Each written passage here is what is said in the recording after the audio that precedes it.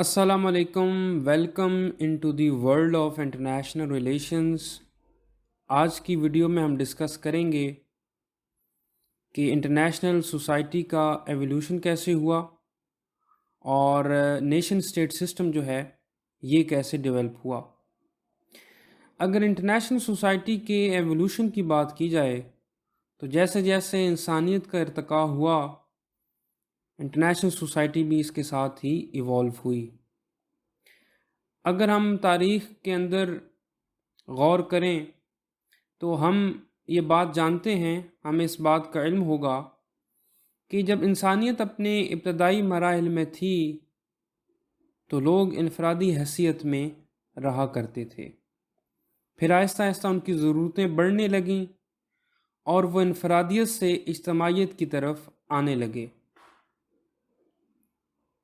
پہلے یہ معاملہ خاندانوں تک برقرار رہا، اور پھر جب مختلف خاندانوں کے آپس میں جھگڑے شروع ہوئے تو یہ نظام جو تھا یہ خاندانوں سے قبیلوں کی طرف منتقل ہو گیا۔ قبیلوں کی ضرورتیں بڑھیں تو قبیلے ایک جگہ سے دوسری جگہ ہجرت کرنے لگے ریسورسز کی تلاش میں، تو پھر آپس میں جنگوں کا آغاز ہوا۔ کمزور قبیلوں پر طاقتور قبیلے قبضہ کر لیتے۔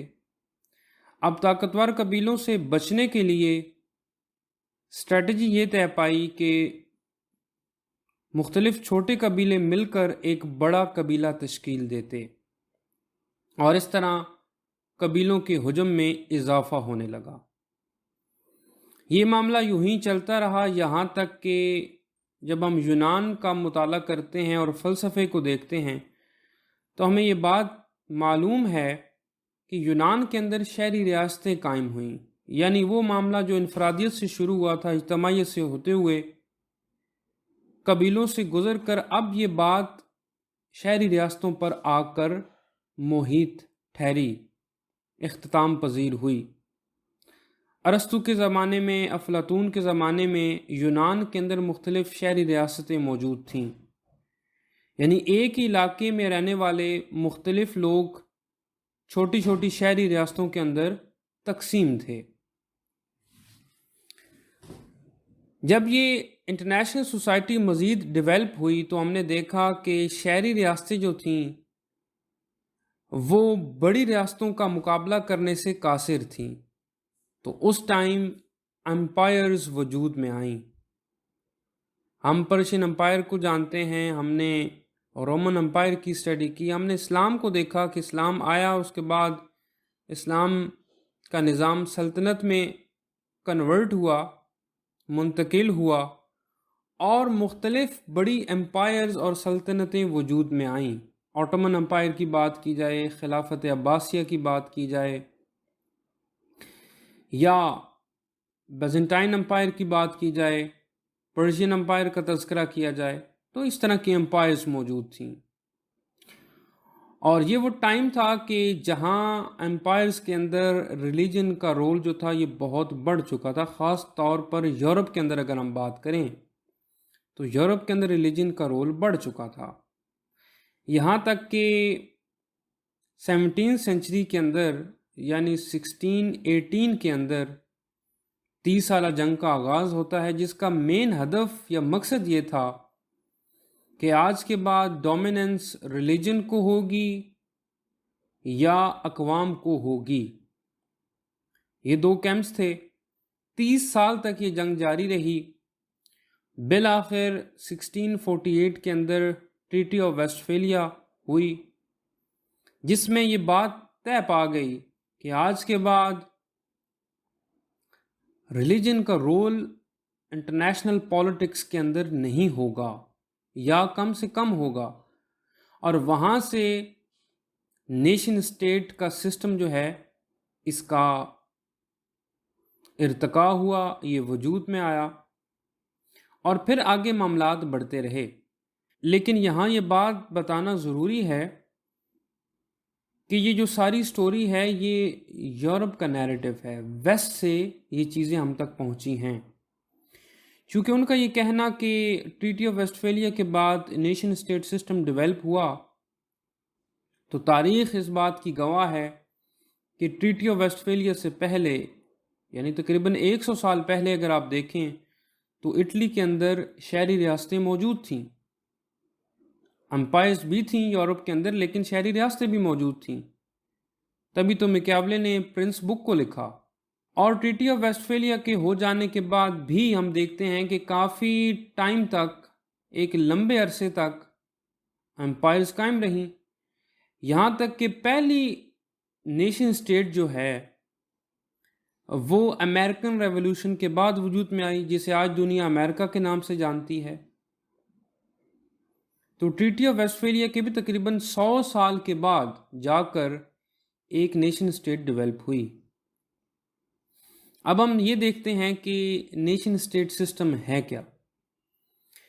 جب ٹریٹی آف ویسٹفیلیا ہو گئی تو اس ٹائم یہ طے پایا کہ آج کے بعد نیشن اسٹیٹ سسٹم جو ہے وہ ورلڈ پالیٹکس کا ایک انٹیگرل پارٹ ہوگا۔ نیشن اسٹیٹ میں دو چیزیں ہیں، ایک ہے نیشن اور ایک ہے اسٹیٹ۔ پہلے ہم سمجھ لیتے ہیں کہ اسٹیٹ کا مطلب کیا ہے۔ دیکھیں، 4 چیزیں ہیں، اگر وہ موجود ہیں تبھی وہ ریاست کہلائے گی، ورنہ آپ اسے ریاست نہیں کہہ سکتے۔ ایک تو ٹیریٹری ہونی چاہیے، زمین، علاقہ ہونا چاہیے جس پر آپ حکومت کریں، آپ کلیم کر سکیں گے یہ میرا علاقہ ہے۔ دوسری چیز آبادی ہونی چاہیے، آبادی کے بغیر اسے آپ ریاست نہیں کہہ سکتے۔ کئی ایسے بنجر علاقے موجود ہیں جہاں آبادی نہیں ہے، تو اس لیے ان بنجر علاقوں کو ریاست کہنا مناسب نہیں ہے۔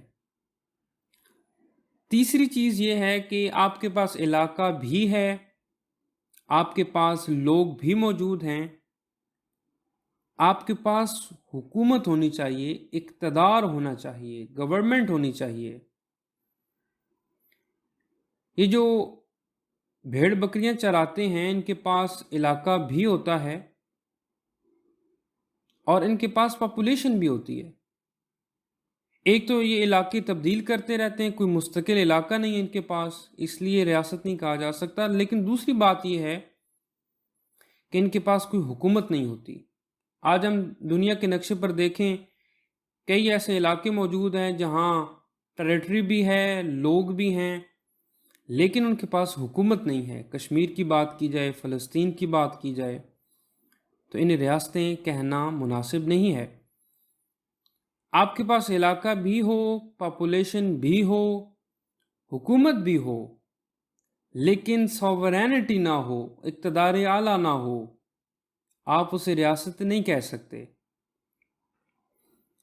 ہم پاکستان کے اندر رہ رہے ہیں، اگر ہم پنجاب کی بات کریں یا سندھ کی بات کریں تو پنجاب کے اندر علاقہ بھی ہے، 12 کروڑ کی پاپولیشن بھی ہے، حکومت بھی ہے، لیکن اسے ریاست کہنا اس لیے مناسب نہیں ہے